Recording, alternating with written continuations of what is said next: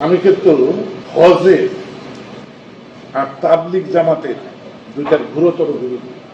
আমি জামাতে ইসলামের যত বিরোধী তার চেয়ে হজের এবং তাবলিগের বিরোধী। কত ম্যান পাওয়ার নষ্ট হয় হজের জন্য। 20 লক্ষ লোক আজকে সৌদিতে গেছে, এদের কোনো কাম নাই, এরা কোনো প্রোডাকশন দিচ্ছে না, শুধু ডিডাকশন করতেছে, শুধু খাচ্ছে।